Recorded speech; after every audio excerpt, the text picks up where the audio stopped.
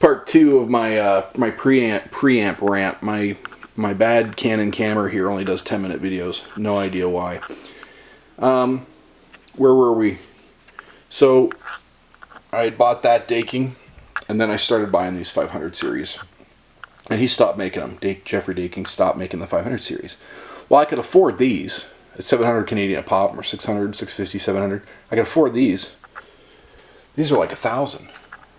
You're up near API territory or neve territory. So then I started mixing and matching. I bought the worm, the orange worm that everybody who has a home studio has owned at this point. You got one of these guys over here, the golden age that everybody has. Built myself a Cappy 312 to have one flavor of API just to see if I could tell the difference. Got myself a Heritage Junior, 73 Junior, which is like your neve clone.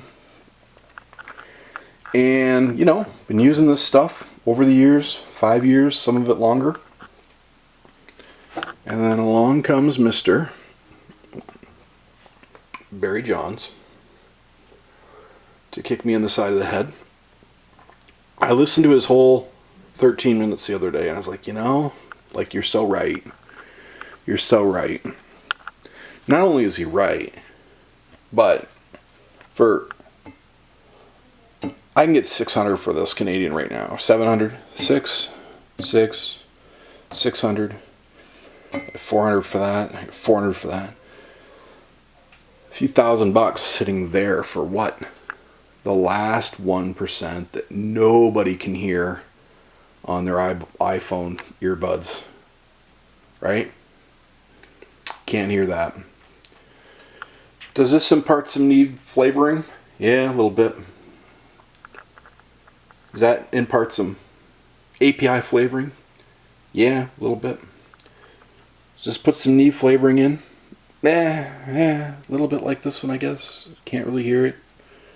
Would I rather $400 in my pocket? Yes, please. The Dakings, do they sound nice? Yeah, they sound nice. Here's the thing.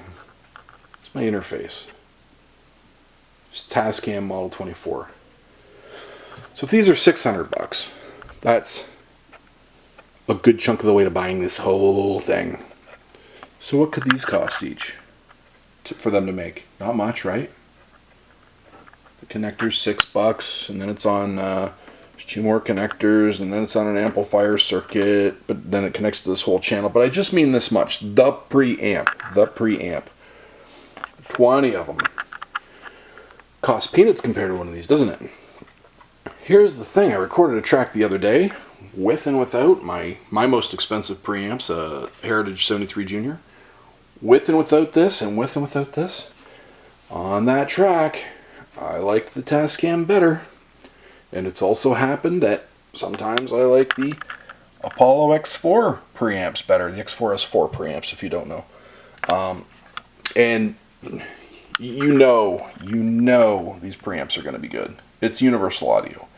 Whether you got the Solo or the X4 or their whatever their 2 is called a twin, or their X6 or their X8 or their X16, whatever these things are called, you know universal audio, they're going to be fantastic, world class, big studios using them.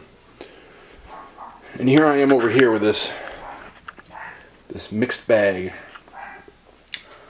I can't hear a difference between this and that and that. This, I don't hear anything special. These, they sound good. Do they sound better than this? I can't tell. I especially can't tell listening to earbuds. That I never listen to music that way, but I know that I'm stupid, I'm weird, and 99.99999% of the rest of you are listening on, you know, your iPhone earbuds. I don't think I've ever had a set of iPhone earbuds in my ears in my whole life, and I don't intend to. It's not how I listen to music, but I know the rest of you do. Are you gonna know that I tracked my bass with a mic preamp? No. You don't care. You don't care. And you don't know that the Beatles didn't use them either. They just plugged into the red desk and away they went. So, Mr. Barry Johns he might have gave me some money back here. Because you know what? Let's measure this in Squier guitars. I've kind of become a fan of Squier guitars. How many Squire guitars could I buy if I sold these? 3 Squire guitars, 2 Squire guitars, 2 Squire guitars, 2 Squire guitars, 1 Squire guitar, 1 Squire guitar, 3, you know, like, how many guitars I could sit around here? So I'm obviously running low on guitars. I only have so many guitars. I think there's only about 25 down here, right at the moment.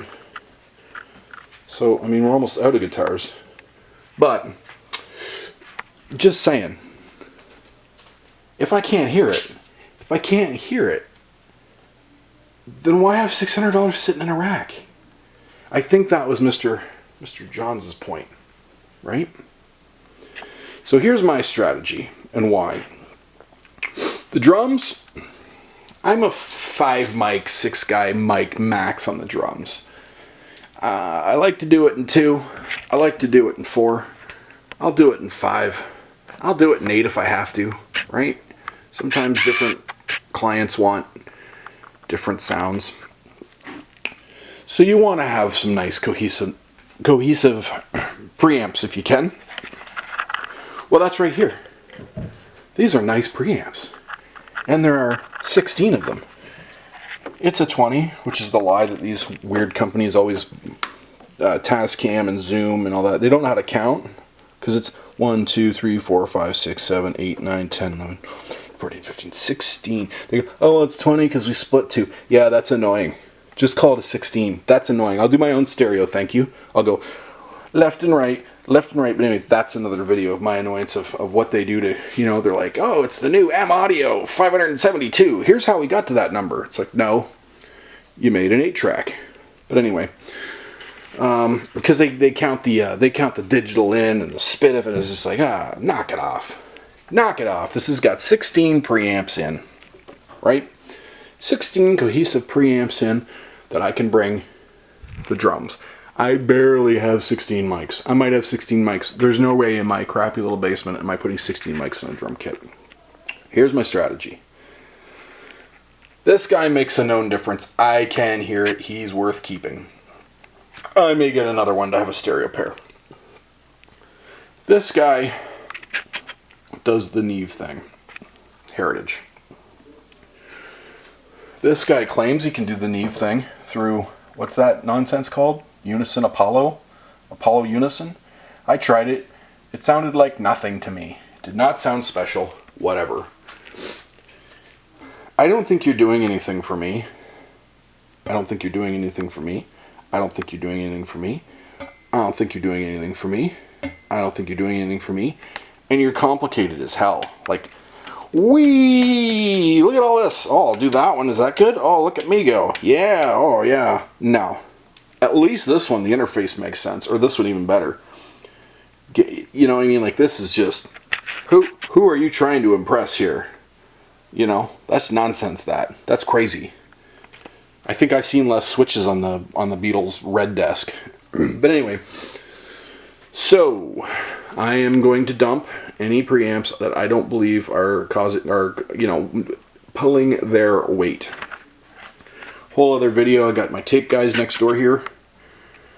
They're very expensive. They're pulling their weight. That's a whole other video. Anyway, I'd love to hear your comments on any of this. I hope you don't see my video and then see my reverb ads and then don't go buy these from me. Because how am I going to sell these now if I'm telling you they're not worth the money? They're not helping me out. How am I going to sell these now? But I'm going to try.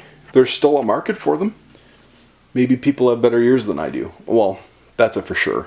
But anyway, thanks for watching. I'd love to hear your comments on this rant.